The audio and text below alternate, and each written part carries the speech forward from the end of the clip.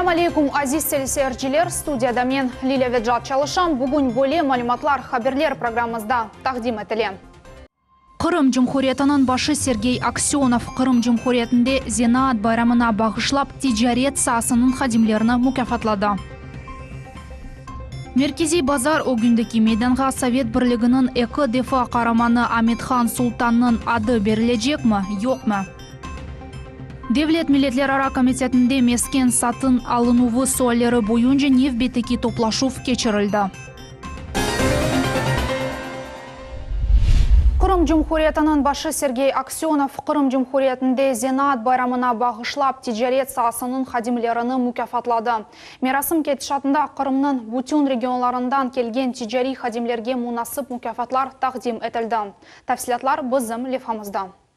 Тантаналы мираsim кетіштында Сергей Аксенов қайдеттеки тижарет иқтисадиеті муим бірса сайыла вемында топлаган хадимлеріні бұ байрам или хайрлады. В торговле занято 200 тысяч крымчан, это четверть трудоспособного населения Республики Крым. Удельный вес налоговых поступлений от предприятий торговли составляет почти 7% всех налоговых и неналоговых платежей в республиканский бюджет. От стабильной работы торговой отрасли, от вашего профессионализма и ответственности во многом зависит качество жизни крымчан. Отрасль динамично развивается, открываются современные магазины, внедряются новые технологии, улучшается ассортимент товаров и качество предоставляемых услуг. Торговля вносит существенный вклад и в развитие предпринимательства, и малого и среднего бизнеса. Именно она является стартовым видом бизнеса для многих предпринимателей. Хайрлар сөздерінен Qırım Cumhuriyet Devlet Şurası Sanayi Siyasiyet Nakliye ve Yaklарық энергетика Devlet Комитетінің рейсі Muavini Василий Рогатин ve Sanayi Siyasiyet Naziri Андрей Васюта чыгышта bulundular. Заверяю вас, вы всегда найдете поддержку в нашем министерстве. Уверен, что внимание и доброжелательность по отношению к покупателям и профессионализм работников торговли, добросовестное отношение к своим обязанностям и улыбка будет являться визитной карточкой всех торговых предприятий Крыма. Поздравляю всех, кто имеет непосредственное отношение к торговле. Пусть труд ваш всегда будет уважаем, востребован, работа пусть приносит вам удовольствие, а успехи и профессиональная удача станут вашими верными спутниками. Мира и благополучия вашим всем. Bundan gayrı Sergey Aksyonov aytdı ki ticaretsiz Rusya Federatsiyasının bir subyekti o'g'i hareket etmez. Endi qayd etdi ki ticaret sahasının stabil işinin Qırım sakinlerinin yaşayış keyfiyeti bağlı. Hasan Abibulayev, Dmitriy Nizavoy, Millet Teлеканалы. Merkezi Bazar o gündeki meydanğa Sovet Birliği'nin eki defa kahramanı Amitxan Sultan'ın adı verilecek mi, yok mu? Bugün bu sual Cemiyet Palatası'nın Medeniyet ve Milletleraro Münasebetler meseleleri boyunca komissiyanın birinci toplaşımında müzakere etildi. Şimdiki kurulayotgan sverni kahramanımız adının adlamaq teşebbüsünü Devlet Duma mebusi Ruslan Balbek seslendirdi. Ona böyle gaye ile faal hareketçiler Sovet Birliği eki defa kahramanın muzeyini yaratkanlardan biri Mustafa Mustafaev ve İbrahim Shirin müracaat ettiler. Komissiya vekilleri reis Andrey Malgin'in rehberliğinde bu gayege kol tuttular. Площадь перед центральным рынком уже довольно давно носит имя дважды Героя Советского Союза Аметхан Султана, но должным образом это имя не было увековечено. То есть большой билборд с портретом героя, но это не совсем то, что вот соответствует масштабу этой личности. Наша комиссия, естественно, поддержала это предложение как очень важное, отвечающее и современным подходам к развитию патриотического воспитания и к уровню развития межнациональных отношений в республике. Endi Grigoriy Iof'ның rehberliğinde Cemiyet Palatası cevap vermek gerek. Bundan son olar karar çıkaracaklar ve eğer cevap müsbet olsa, Cemiyet Palatası şehir memuriyetine müracaat yollayacak. Qayd etmek gerek ki Merkezi Bazardaki nakliye durak endi Amitxan Sultan'ın adını taşır. Aktivistler endi eki defa kahramanға Amitxan Sultan'a yanı skverde abide tiklenilmesini tavsiye ettiler. Сквер очень красивый, находится снова же на площади Аметхана Султана. Ну и мы подумали, что было бы неплохо назвать и сквер именем Аметхана Султана, чтобы носило за собой и патриотическое воспитание. Да? И объединяло бы нас, крымчан, всех вместе, потому что это наш общий герой, это наш общий символ мира, добра, и это тот герой, который на сегодняшний день является нашим символом мирного неба над головой. Будет название сквера, дай бог, имени Аметхан Султана, и при сквере будет и памятник. Кырым Жумхурiyet Devlet Şurasının mebusi Валерий Гриневич 10 yılga apsке alınacak. O bir sıra cinayetlerde qabatlana. Bu haqda Rusiya Taqqiqat Komitetinin matbuat xizmeti haber etdi.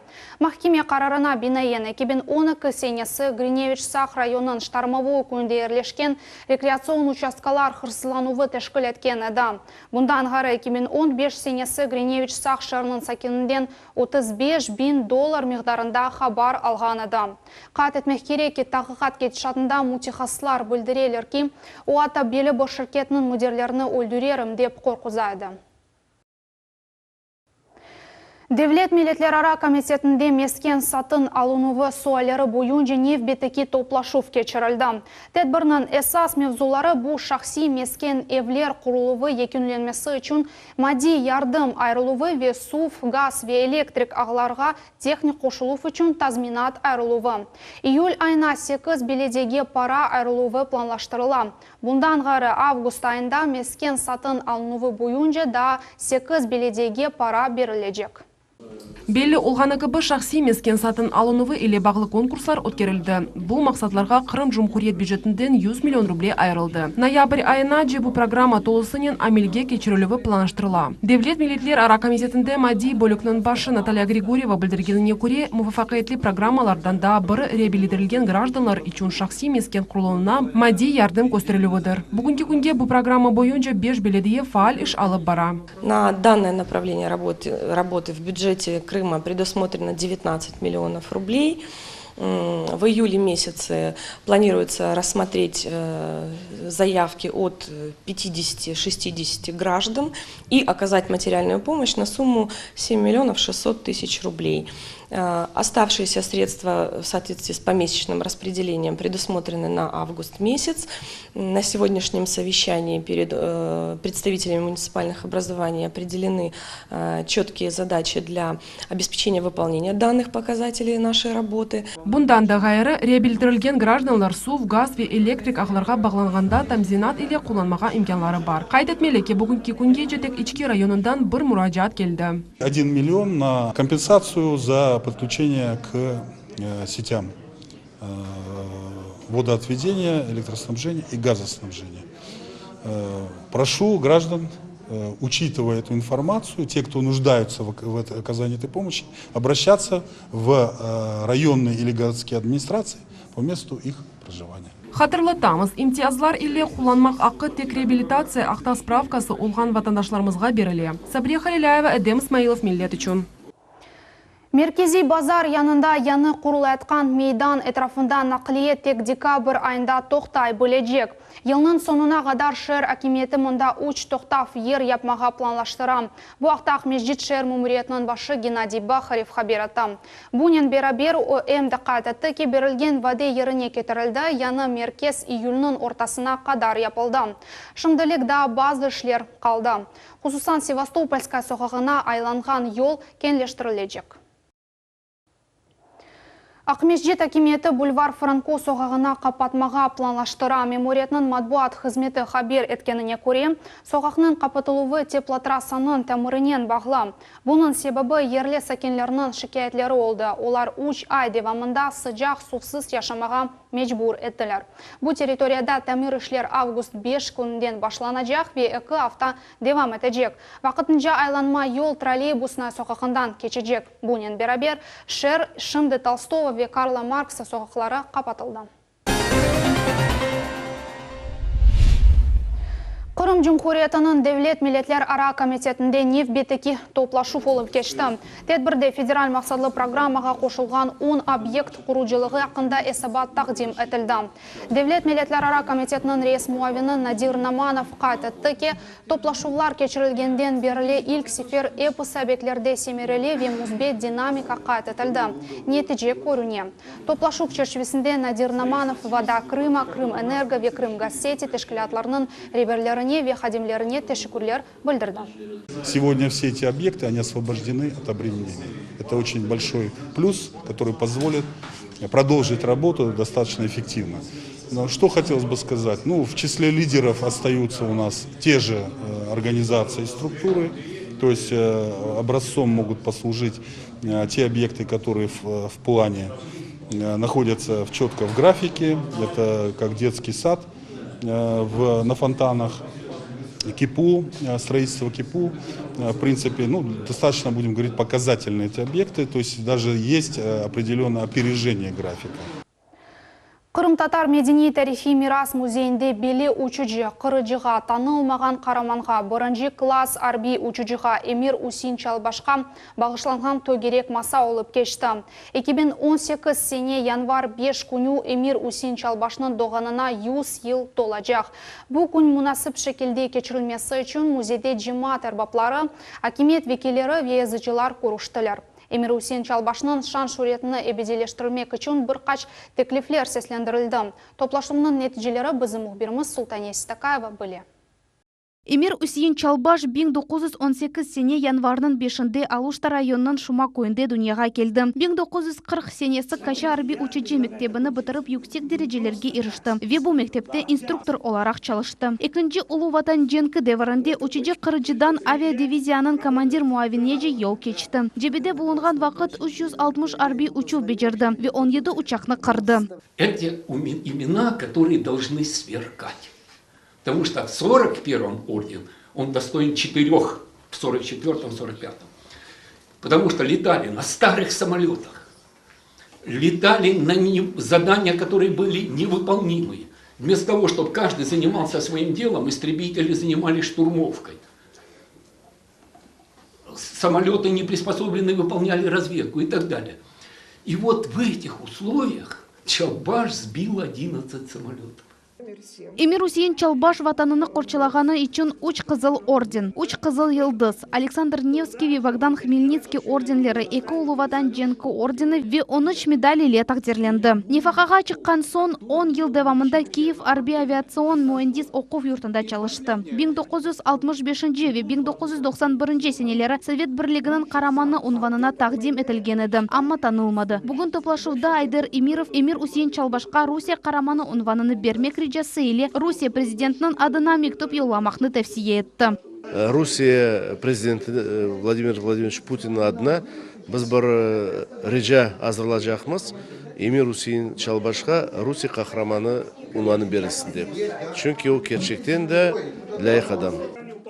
Эмді бүгін Евсеневи учеджіні қатырасыны эбеделештірмек үшін бір қаш мерасимлер кечірілігі музакире етілді. Олардың арасында қараманға бағышланған абидесіні тікленілігі. О ақта китап нешір етілігі весиқалы фильмні чықарылығы олды. Бұндан ғайры қараманның 100 жылығына бағышлап тәсіл оқу юртларында ашық дәрслер ве қатыра ақшамлар кечірілмесі планлаштырылды. Bizim birinci maksadımız, birinci yapacak işimiz, en gerek iş o Sovetler Ministrler Sovetinin, Ministrler Şurasının kararı çıkmak gerek, распоряжениясы çıkmak gerek. Şu юбилейni kaydetmek için. Çünkü hükümetin böyle bir kararı olmaganca elbette işler yerden koçmayacak.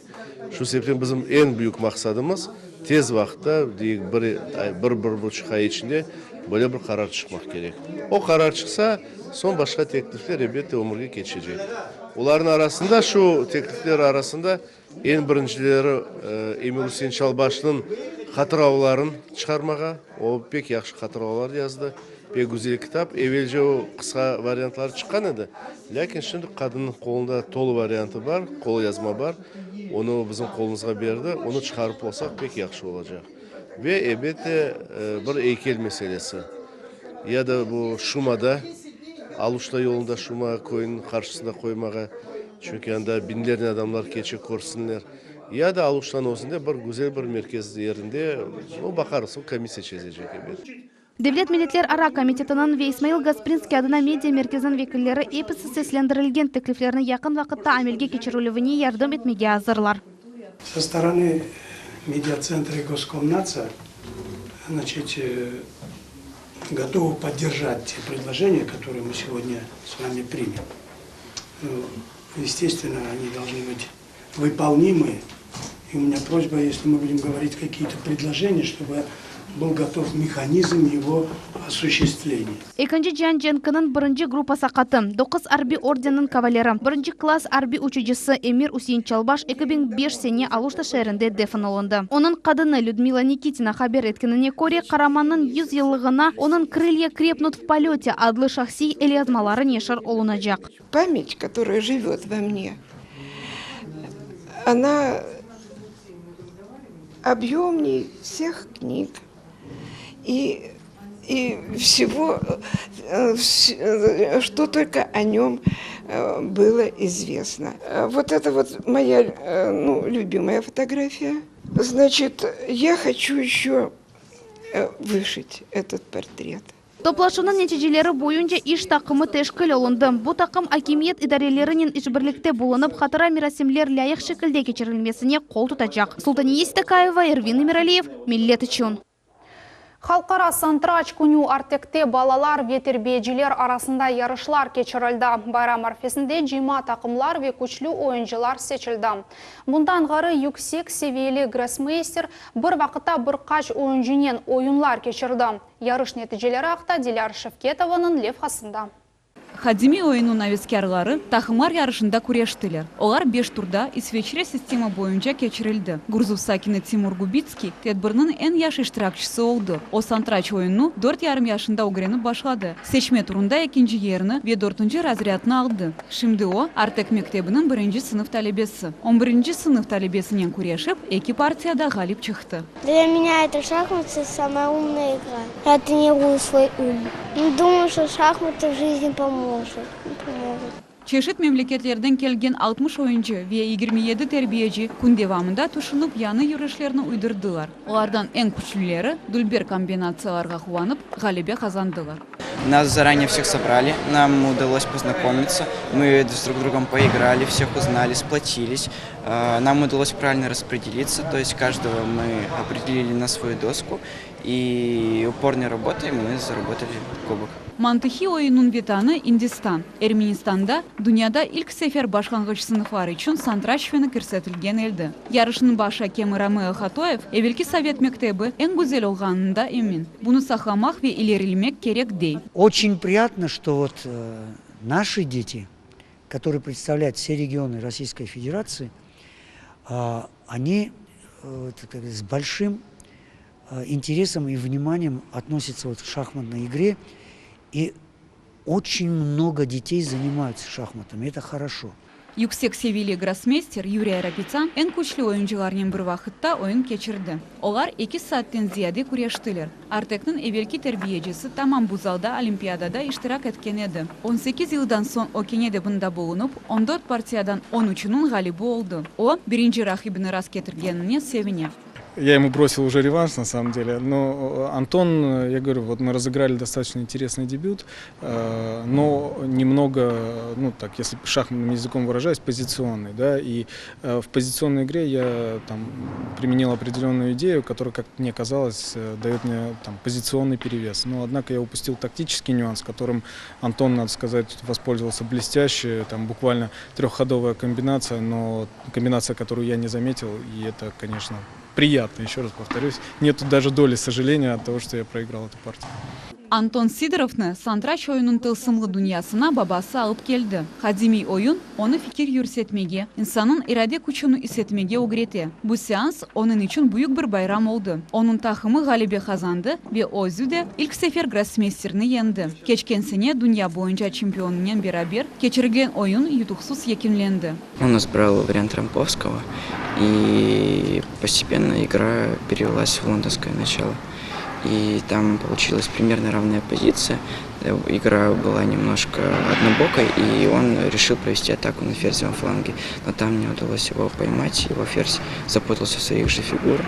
Я ловкими действиями смог его поймать. В итоге забрал у него ферзя за 2 фигуры, а дальше легко переиграл. Genç iştirakçılar Santraç oyunu olarga gelecekte de gerek olacağında eminler. Santraç oyunu insanın dünya bakışını genişletmege, içki dünyasını zenginleştirmege ve maksatga ıntılığına yardım eteler. Dilar Şevketova, Akim Bekirov, Millet için. Крымға Анастасия Волочкова келді. Бели балерина, Ерджеви, модель симфония добрадлы Харели хасы черчевесінде бүтін Крым бойынша өз концертлеріні кешірежек. Артист июнның 21-ден 26-сына же кефеде, Ялтада, Семейзде, Кезлевде ве Қарасул базарда бедава Харие концертлеріні бережек. Санкциялар ве миротворец малюмат базасы ақта Анастасия Волочкова «Қорқмайым, Крым менің үшін туған ер» деді. Моя задача объединять нас всех. Я приду для того, чтобы дарить Крыму свою душу, свое творчество, свои силы. И мне не важно, если меня куда-то не пустят. Главное, чтобы меня пустили в Россию и не выпустили именно отсюда посредством моего творчества. Потому что, вы знаете, я патриот своей страны, и я должна быть здесь, потому что именно российским детям и российской молодежи я могу дать гораздо больше, чем я могу дать детям и молодежи на Западе и где угодно.